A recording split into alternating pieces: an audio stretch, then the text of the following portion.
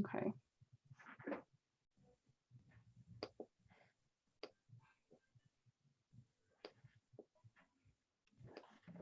All right, I think we are live. Okay. Hi, everyone. Welcome back to the channel. It has been quite a turbulent few weeks, I would say. All right, I think we are live. I need to remember. My apologies about that for the feedback. But it's been an interesting few weeks, and we kind of wanted to talk about it. We know there's a lot going on with the killings and the murders of George Floyd, Tony McDade, Breonna Taylor, Ahmaud Arbery, which has sparked conversations about racism and social injustices in this country and across the globe.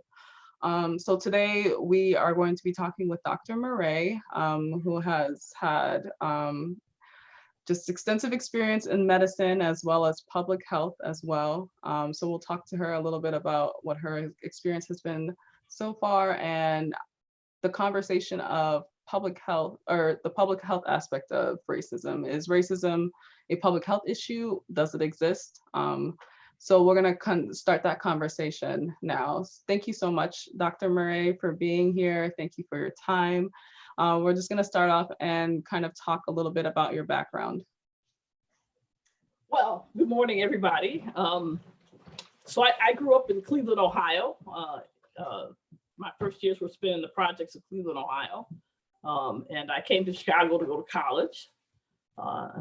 In the middle of college, toward the end of my years, I decided to try to go to medical school. And I've lived in Chicago ever since. All my degrees are from the University of Illinois. And I trained in medicine, internal medicine, and occupational medicine at Cook County Hospital. And I spent my career as a physician, practicing both governmental public health and community health. Awesome. And can we talk a little bit about what your thoughts are about, the current situation of racism and social injustice, both kind of across the country, but also in medicine, what you have seen or what your perspective is on it? Well, I think for those of us in medicine and in academia in general, but certainly medicine, maybe I would pick medicine and anthropology particularly. Our fields have played a critical role in continuing the lies about the inferiority of Black people. It is medicine and anthropology that form the foundation of what the historians call, quote, scientific racism, that tried to give this notion that Black people are inferior, and probably even more importantly, that white Anglo-Saxon people are superior to everyone else, to pretend that that was a scientific concept based in science. And so I think those of us that call ourselves scientists, those of us that certainly function in the medical field, we have a special obligation to really understand what science is and to really guard against that kind of scientific bullshit that goes on. So I feel an extra burden in that respect. Other than that, this is really not that new. Last year we commemorated 1619, which, just to be historically accurate, it's not the first time slaves were on the continent of North America, but that's okay. We'll leave it with that. And so it's important to understand history and what really happened and what we've really been up against. So I would argue that scientific racism is still alive and well and present in the field of medicine in terms of many of our concepts. There are recent surveys that indicated that a majority of white medical students thought Blacks had thick skin and experienced pain differently. I said I must have missed that lecture in medical school, but so when we look at that, these concepts about racism have been codified. They're codified in every field, but the criminalization of the Black mind and body is particularly distressful. And like I said, I think the medical sciences have played an important role in continuing this concept of scientific racism. And I think you said that this is nothing new. Can you talk about, I guess, what changes you have seen whether they're changes for the good, whether they're changes for the negative? Well, again, I think it helps to have a broad understanding of history.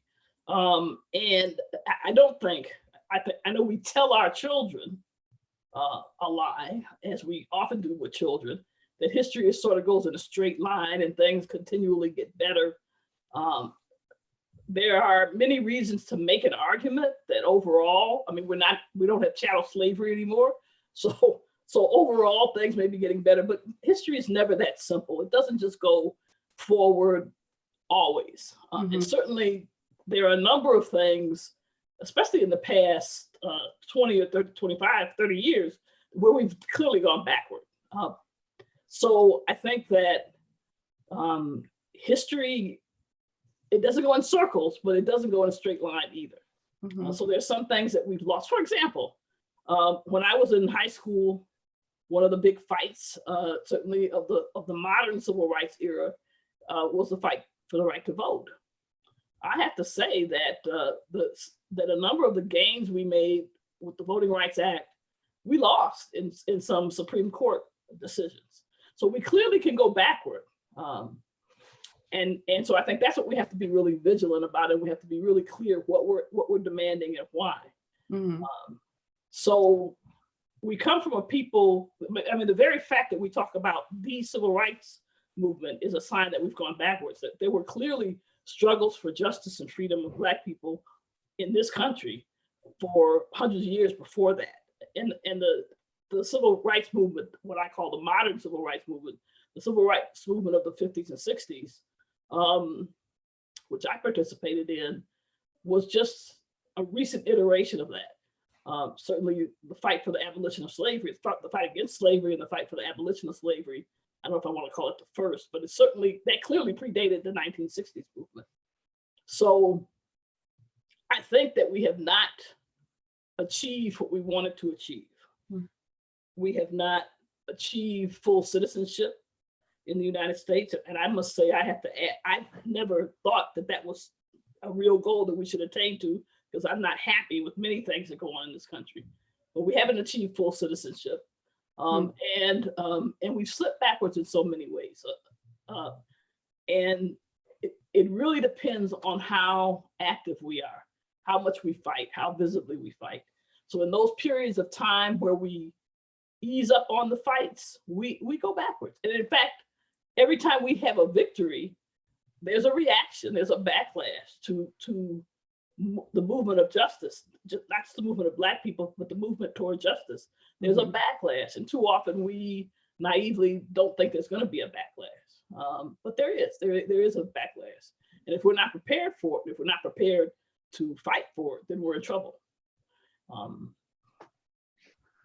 And to follow up on can we look at this from a public health lens? So I know some people say that racism doesn't exist. Some people, I mean, you could believe that that is the case, but also some people say that it is a public health crisis. Do you see it as that? And can you talk a little bit more about that before we go into solutions?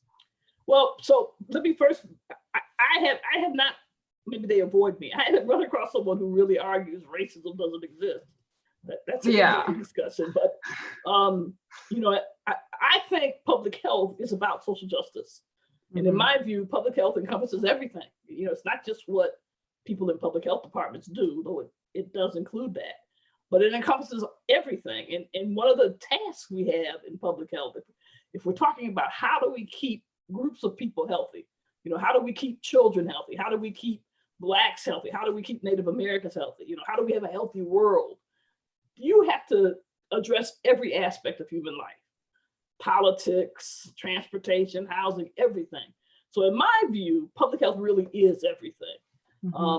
And in order to, if you look at the health of people and say, well, it's a problem that the rate of high blood pressure is twice as high in Blacks as it is in white Americans, or if you say it's a problem that the rate of diabetes is twice as high in Mexican Americans as it is in white Americans, if you believe that's a problem, and I do, then you have to ask yourself, how is that health or ill health produced? And the consensus, not in the United States, but the consensus in the world, people disagree on the details all the time, but the consensus is that health and ill health are produced by the structural components of how humans organize themselves. That's what, in fact, has the biggest influence on not only the individual's health, but clearly the health of populations. Mm-hmm. So that means you have to be a student of history and of political science and understand how these things work together. What disturbs me, well, no one can watch the recent cell phone videos and not be enraged, but I want to remind, I know this is hard for you young people to believe, but when I was your age, cell phones didn't exist. People couldn't take videos on the street, but Black people knew, Native American people knew, Chicanos knew that we were getting killed. So it's not like this knowledge is new. The fact that no one believed us, isn't a surprise either, but we knew what was going on. So that alone is not really what's happening. What disturbs me is I know more Black people die every year from diabetes. And diabetes doesn't come because Black people did anything wrong. More Black people die from high blood pressure early. They have kidney failure. So when I look at the things that make us sick, as well as resources that are kept from us when we get sick, I have to say that racism, outside of the police force, racism kills hundreds of thousands of Black people every year. We have excess deaths at that magnitude, but they're quiet deaths. There's not a video about them. And a lot of people don't understand that this is killing us. Racism kills us and many other people in this country who are not white. And so that's what really concerns me, that the police are a tiny, tiny fraction of how we get murdered every day. Interesting. And can you talk a little bit more about, so I know from my understanding, there's interpersonal racism and also systemic. Can you talk about like the systemic? So in different generations, they have these different categories. Yeah. So and everybody likes their own particular definition. What I'm interested in is structural racism. I don't even think, some people say that interpersonal racism is on the individual level. Yes, I think that affects everyone. That systemic racism is on the institutional level. So the College of Medicine at the University of Illinois, my alma mater, is a racist institution. I'm interested in structural racism, the things that are built so deeply in the society that help explain and understand why it is that Blacks and Latinx are dying more frequently from COVID-19 than other groups, other population groups. So the one thing I would say is that structural problems require structural solutions. I personally, now maybe it's just because I'm old now, I have very little concern about interpersonal racism. Do I know it exists? Yeah. Do I feel it every day? Sure. Okay. But I really am not that interested in that. All it does is run my blood pressure up.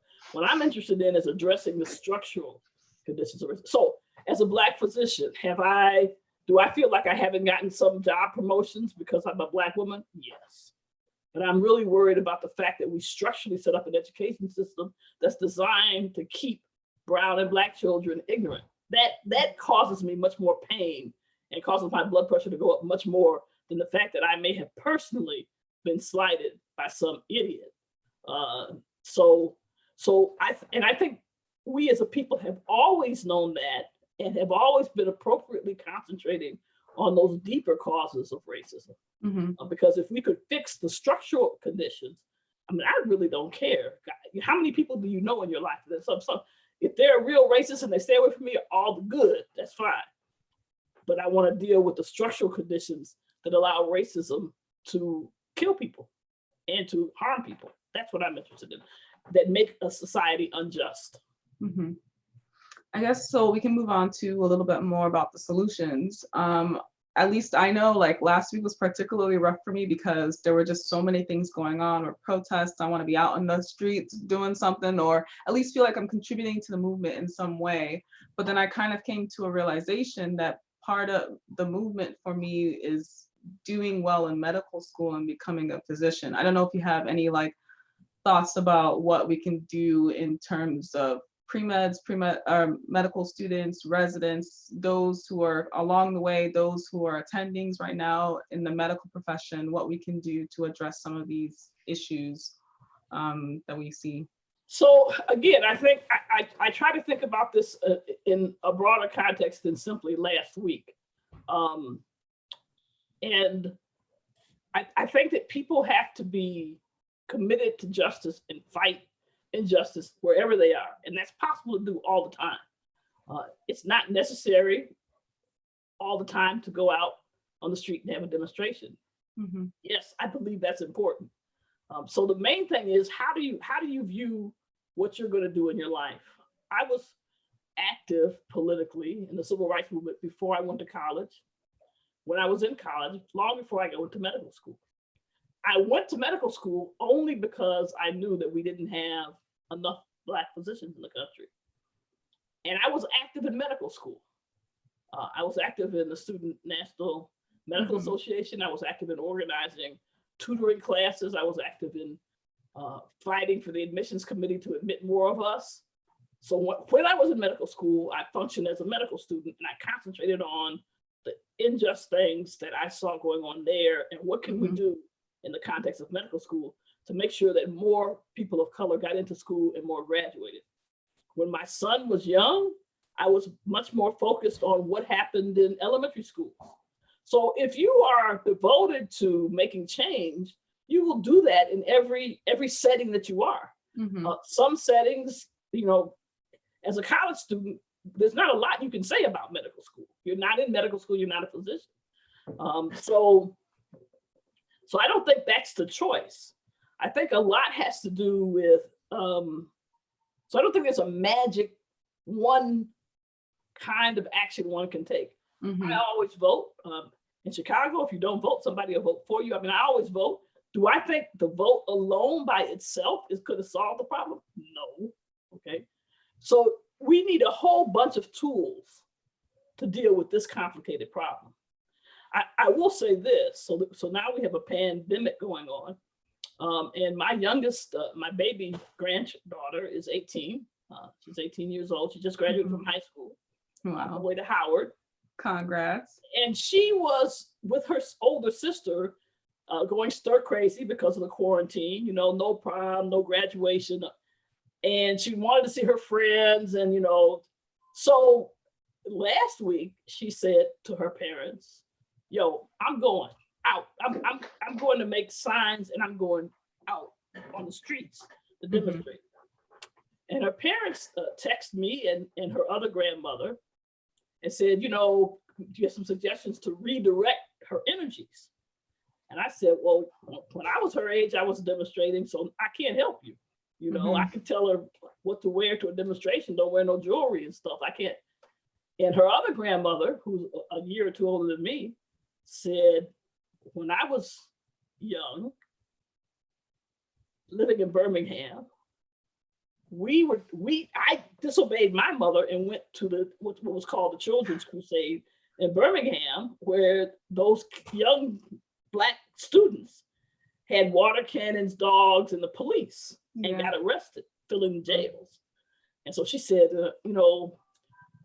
like, if she wants to go, you shouldn't stand in her way. She's the young woman.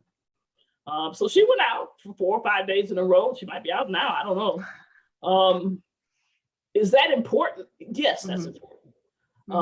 Now, I'm in my 70s now, and I know going out to the big demonstrations are a problem for me with COVID-19. And even without the pandemic, when I go out, I got to take a cane. I have a little stool, a cane that turns into a stool.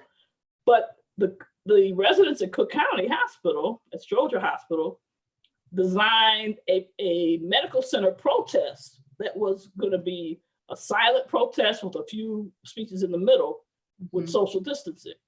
So I said, well, I'm a county doc. I went to that. I made a judgment. I said, I can risk that. The chance of getting infected in that setting is much less than, on the streets being crowded in. So you do what you can do at each step. So my answer to you is, what is not possible, though, is to pretend that you can wait 30 years till you get some imaginary position and think you can suddenly be conversant with the struggles that are going on. You have to acknowledge those struggles and be involved in them at whatever level you think is appropriate all the way through the line. And too many of us that look like us that basically, when people talk about sellout, that's what I have in mind. You know, so you have to be involved in struggle. It doesn't have to be the same tactic for everybody. Even though you should study, if you're a student, your first task is to study, because nobody wants to hear from you if you don't know nothing, you know. So your first task is to study. But there are things you can do as a medical student.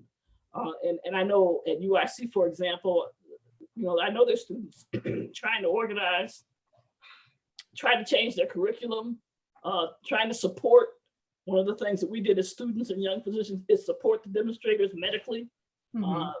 In Chicago, we have an organization. There's an organization called Street Medics that train lay people, you know, how to render first aid. So there's always something people can do. Right. To do what you're able. The way I look at it is, if you're not doing anything, do something. I don't care what it is. And if you're doing something, do more.